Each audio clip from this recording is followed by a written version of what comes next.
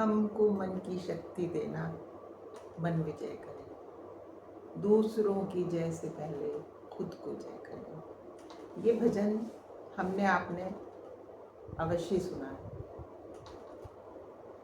और इस दो पंक्तियों में बहुत ही सार की बात कह दी गई है कि जीवन में सबसे पहले हम स्वयं को सुधारें, स्वयं की आत्मा का सम्मान करें।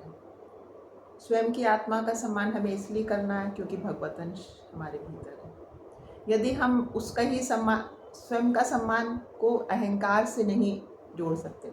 स्वयं का सम्मान अर्थात जो हमारे अंदर भगवत अंश है, जो भगवान ने बातें कही हैं उस पे चलना और अपने को आगे रखना।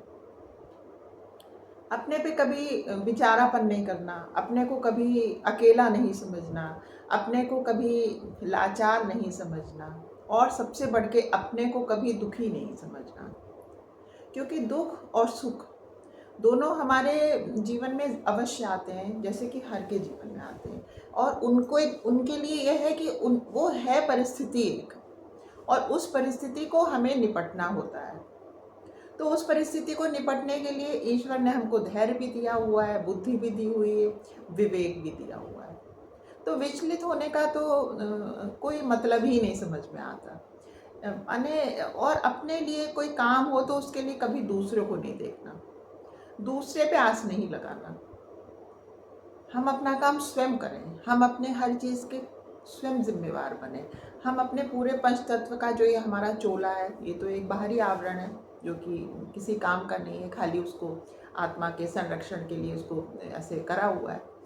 लेकिन ये कि जो हमारी स्वयं की स्वयं स्वरूप है, जो हमारा आत्मा है, वो हमें हर चीज़ स्वयं ही बताती है कि हमें कैसे करना है, कैसे नहीं करना। हम सकारात्मक दृष्टिकोण रखते हुए अपनी हर चीज़ को स्वयं करें। तकलीफ़ें आए तो उनमें भी हमको ही लड़ना है, वो हमारी तकलीफ है। खुश, जैसे कि हमारे सुख हैं तो हमारे सुख हैं, कभी हमें सुख मिल जाएगा, कभी हमें दुख भी मिल जाएगा। दोनों को हमें समान भाव से लेना है। ना तो हमें सुख में बहुत ज़्यादा आतुर हो जाना है कि हमने बहुत बड़ी चीज़ प्राप्त कर ली, इसी तरह ना ही हमें दुख में व्याकुल हो जाना है। बिल्कुल एकदम जैसे कहते हैं ना, एक साधारण सी जैसे गतिविधि हो रही है कि सुबह सूरज निकल रहा है, रात में रात हो रही है। तो जब सूरज निकलता है तो हम इतना प्रसन्न नहीं होते और रात में हम कोई दुखी नहीं होते। परिवर्तनशील जगत में ये हर चीज़ बदल रही है। आज हमारे पास धन है, कल हो सकता है नहीं हो। आज हमारे पास गाड़ी है, हो सकता है कल नहीं हो। आज हमारे पास ये चीज़ नहीं है, हो सकता है कल हो जाए। आज हमसे कोई चीज़ त्रुटि हो गई, हो सकता है कल हम उसको सुधार लें। अभी सुबह का टाइम है, थोड़ी देर में शाम हो जाएगी, थोड़ी देर में रात हो जाएगी। जब एक एक पल बदल रहा है, हम और आप बदल रहे हैं, हमारी काया बदल रही है, हर कुछ बदल रहा है।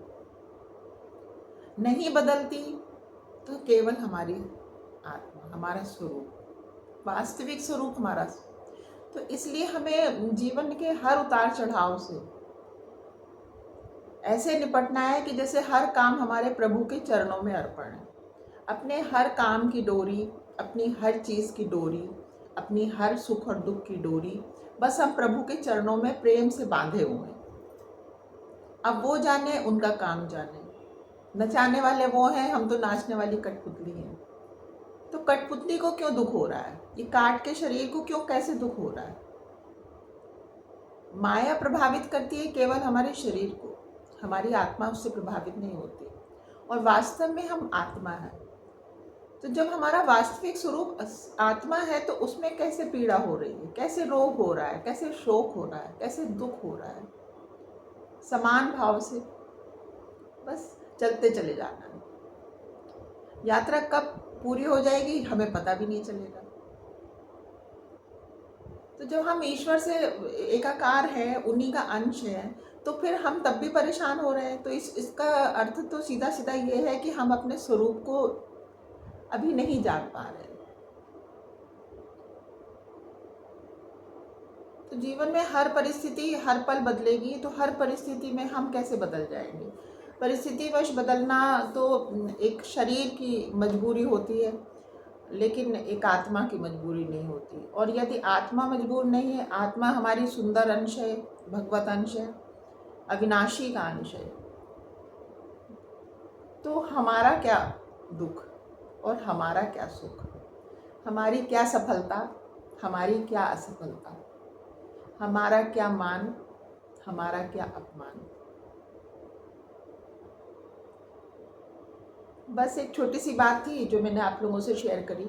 जो पढ़ने वाले बच्चे हैं वो इस बात को अच्छी तरह समझें, अपना ध्येय अच्छा रखें, सुंदर रखें, और इस बात को कभी नहीं भूलें कि आप जो है अविनाशी के अंश हैं। हम सब अविनाशी के अंश हैं, चाहे एक चिड़िया हो, चाहे एक चींटी हो, चाहे आप हो, चाहे हम हो, कोई भी जीव हो। और जब आप अविनाशी के अंश हैं तो अपने आत्म बल को हमेशा, जिसे कहते हैं, ईश्वर के चरणों में अर्पित करके सीधी राह पे चलते हुए सब कामों को करें। फिर जैसी उसने माया रची है वैसे ही होगा। और हर चीज़ को बहुत प्रेम से स्वीकार करें, बहुत धैर्य से स्वीकार करें, बहुत ठंडे मन से स्वीकार करें। बस आज के लिए इतना ही है। हमको मन की शक्ति देना, मन विजय करें, दूसरों की जय से पहले खुद को जय करें। आप लोगों ने मेरी बात सुनी, बहुत बहुत थैंक यू फ्रेंड्स। अपना बहुत ख्याल रखिएगा। God bless you all. नमस्कार।